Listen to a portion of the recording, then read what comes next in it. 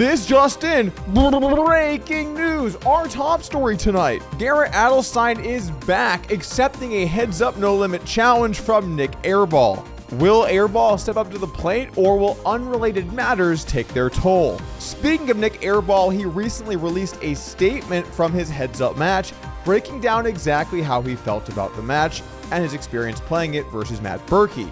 However, this is more words than I've ever seen from Nik at once, so here at Poker News Productions, we managed to decipher this cryptic tweet. Buy in more, Berkey, or don't talk to me! Yeah, that looks more like it. Also tonight, what a time to be alive for Heads Up No Limit challenges with Daniel Negreanu squaring off against Eric Persson in Poker Go's high-stakes duel. With these two personalities clashing, you might think we're going to see Eric Persson's signature double middle finger move, and we did, but probably not how you were expecting.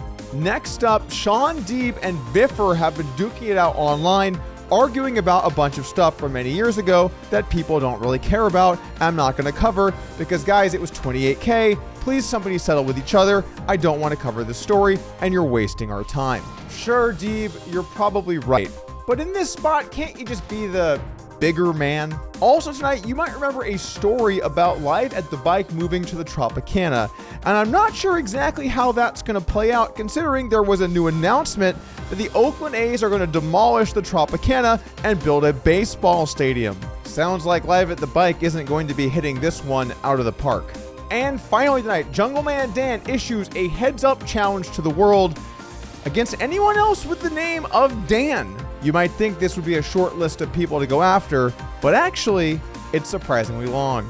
Daniel Negreanu, Dan Bilzerian, Daniel Dvoris, Daniel Coleplays, Dan Smith, Daniel Tang, Dan Zach, Daniel Razai, Dan Shack, Dan Coleman, Daniel Lowry, Sean Daniels? A lot of Dans in poker. We gotta get a 9-handed game going. All of this and more on Poker News. Oh.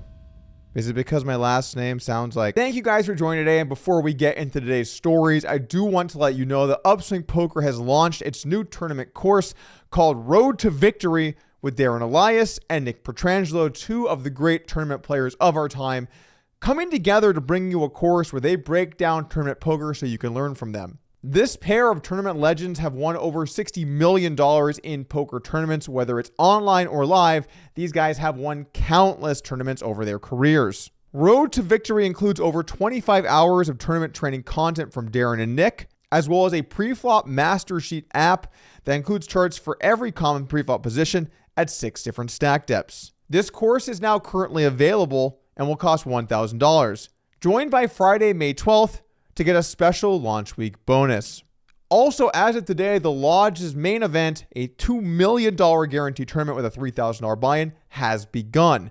There will be 7 starting fights over 4 days. Last year, we had a fairly large overlay, and I made the final table. This year, I'm hoping we don't overlay, which is why I'm putting an ad in my video for you to watch. Moving on, let's talk about the recent heads-up challenge between Matt Berkey and Nik Airball. If you've been following this online, it has officially been called a GG, with Matt Berkey winning over $1 million from Nik Airball in their 200-400 heads-up match.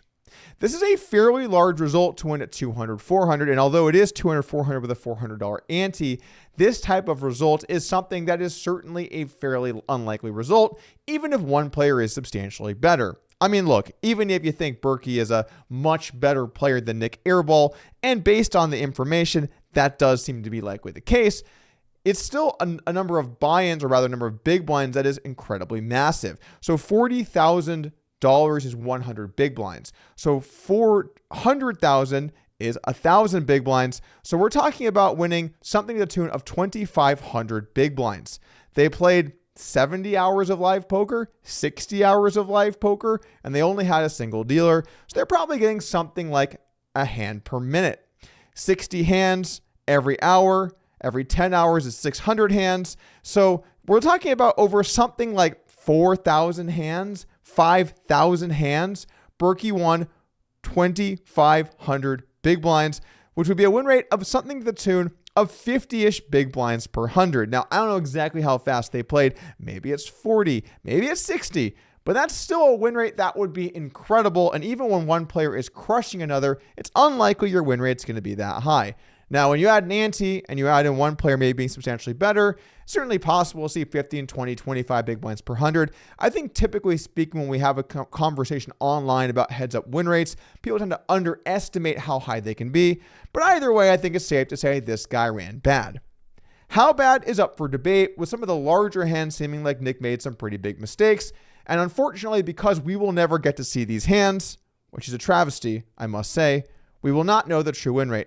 Either way, it was a beatdown, and Matt Berkey stuck it to Nik Airball, who kind of had to walk things back when issuing a post-game apology. Nik tweeted out the following statement. First of all, I want to congratulate Matt Berkey on his victory. There was a lot of shit talking, most of it was for fun, and to add excitement to the match, but in the end, I have to give credit where credit is due. He played well, and he played better than I expected he would. He won fair and square, and he deserves to celebrate his win. I want to apologize for the comments I made about Matt being a scammer and the negative comments I made about his business. That was out of line, and I regret making those comments. I got caught up emotionally in the heat of the moment and said some things I shouldn't have, and for that I apologize. I can't imagine that happening. Matt showed during the match that he is a true professional. I have a lot to learn as a poker player. I have a newfound respect for heads-up poker.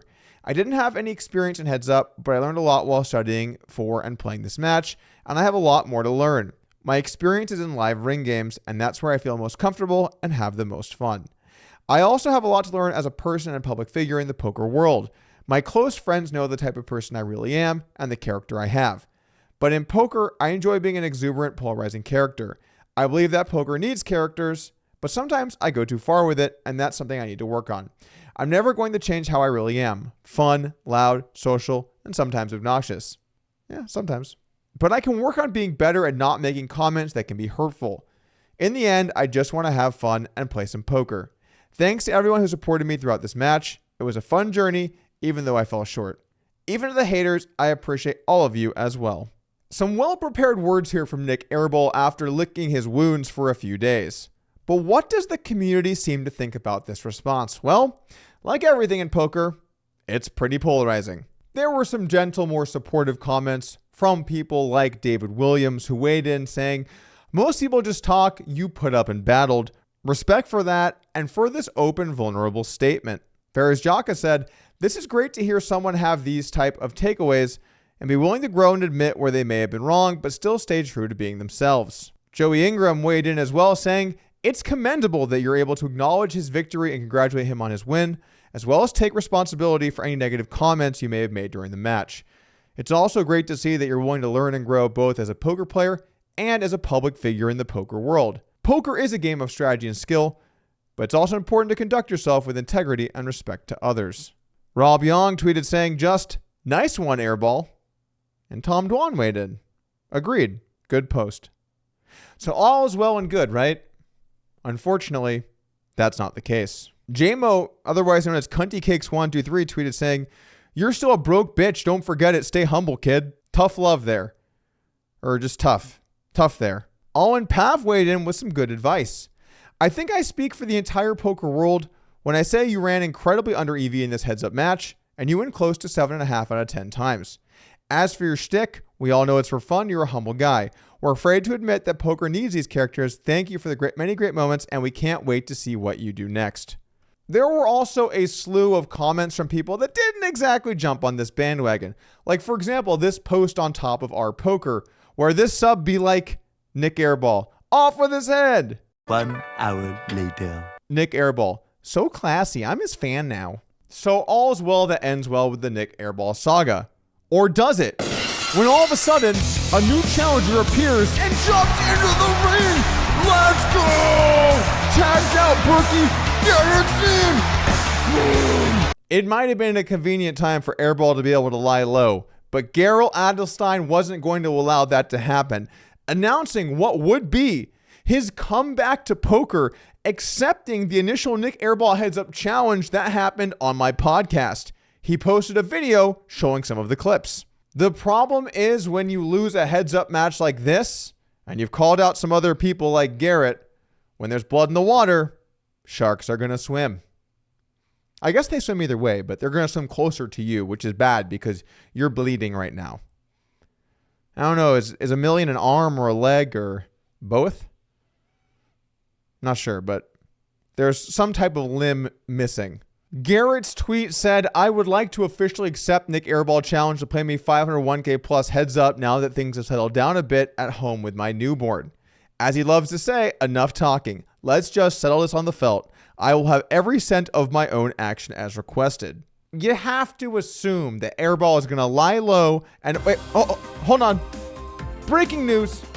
We actually have secured. Yes, we have Nik Airball on the line. Nik, can you give us your thoughts on the recent events with Berkey and this challenge with Garrett Adelstein? 'Tis but a scratch. Alrighty, he does look ready to fight here. Still locked and loaded. Seems like a fair one. It's safe to say, in my opinion, that Airball is not going to accept this challenge. I guess you never know, but if you can't beat Matt Berkey, are you really going to take on Garrett Adelstein? Seems like it would be a little bit far-fetched. However, he did have strong words to say about Garrett for a good portion of that podcast. Maybe he feels like he has to back them up. Time will tell.